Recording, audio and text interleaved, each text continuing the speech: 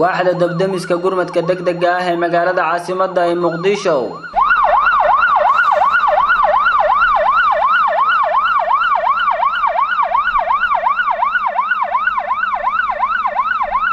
magaalada Muqdisho waxaa ka howlgala 5 baabuurta dabdamiska waxaana caasimadani ku nool ku dhawaad 4 milyan oo qof runtii gaadiidka gurmadka degdega ah dabdamisyada hadda 5 xabaan haysanaa marka kuma filla mana u dhawa in lagu maamulo waxa waaye ama gurmad ahaan ay shacab waxa way heegan loo galiyo gobolkani caasimadda haleeshay ma haysataa qalab dabdamis oo dhameystiran isla markaana dabooli kara baahida gobol caasimadeed kuma dhigi karo qalab dhameystiran oo baahida caasimadda dabooli kara haysta kuma dhigi karo waxaan ku dhigi karaa maanta 17 degmo hadii wax ka dhacay meel kasta ay wax ka dhacaan cid kaliya la sugaya anaga waaye waan ku qasbanahay inaan tagno waana tagnaa 17 degmo adeega dabdamiska gobolka Banaadir waxa aasaasay Cabdullaahi Maxamed Cabdulle oo ku magac dheersanay waxa uu horay u ahaan jiray ciyaariyahan heer qaran ah oo ordi jiray orodada 1500 mitir waxa uu aasaasay sanadkii 2012 gaar ahaan bishii December sidaasina waxa lagu helay dabdamiskii ugu horeeyay ee caasimaddu ay yeelato tan iyo wixii ka dambeeyay sanadkii 1991 Master Sanay oo qodiisa agaasimo ka noqday waaxda dabdamiska gobolka wuxuu iscasilay sanadkii tagay 2017 imika waxa xilkaasi haya Cabdiqani Maxamed Axmed oo wareysi gaar ah kula yeeshay xarunta waaxda gurmadka degdega ee gobolka ay ku leedahay degmada Boondheere ee magaalada Muqdisho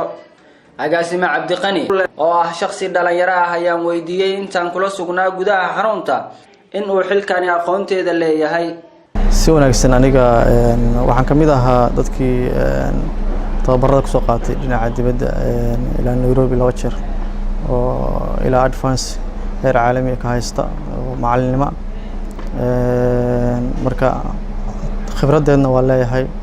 aqoonteedna waa leeyahay waana ku soo shaqeeyay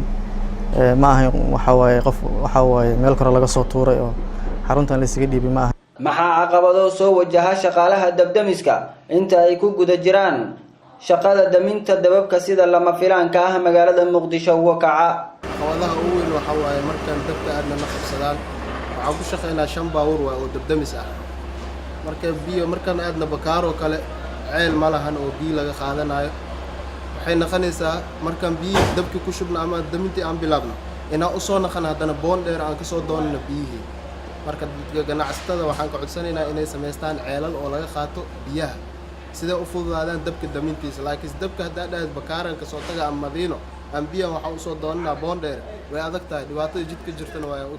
maamulka degmooyinka gobolka sidee bay ula shaqeeyaan waaxda dabdamiska gobolka taliye Shariif oo kamid ah horjoogayaasha shaqaalaha waaxda dabdamiska xilliyada shaqada ayaa ka waramaya mar walba u sheegnaa horta gudoomiyaalka degmooyinka way haystaan wacyigelinta qaarna waxay u maleeyaan waaxdan inay bijirin markay dabkacaan leeba soo xasuustaan baa dhibaatada jirta waxa qaar degmo gudoomiye degmo waxa arkaysaa degmo xukumayo ku dhahay meesha aad degantiin hadaa ma ka saay degmo dhan oo haystaa oo maamulka yahay oo mas'uulka yahay dadka badin nolol shaqay waxa waaye booliska iyo nabad sugidda oo nolol qayb qaata markay dabkacaan isla markiina soo wargeliyaan dadka aadka nolol shaqay oo haween iyo maalin taagan ugu dambeyntii agaasimaha waaxda dabdamiska gobolka Banaadir mudane Cabdiqani Maxamed Axmed ayaa weydiiyay rajadiisa dhowrka sano ee soo aadan aniga qorsheyn waxa waaye in gurmadka degdega gobolka Banaadir 17 degmaba in laga helo xarun gurmad degdeg oo isku filaato degmo kasta isku filaato si waxa waaye bulshada ku nool degmadaas aysan u dareemin wax gurmad la'aan ah emergency la'aan aysan u dareemin oo qorshaha noo degan waliba qorshooyinka aadkan isleenahay waxa waa ka mar dhalin kartaa weeye ruuxantiina baleenka xataa magaalada waxa weeye hadda ay u sameeysan tahay marka laga hadlayo gurmadka degdega wuxuu u baahan yahay dabdamisyadu systemka loogu talagalay wadooyinka biyaha inay ka qaataan isgoysyada in garanaysaa biyo la geliyo in xataa dabaqyada dhaadheer ay la dhisayo in lagu sameeyo fire safety wax la yiraahdo oo in dabaq hadaad iska dhistid aadan ku talagelin dabaqa inuu dab ka dhici karo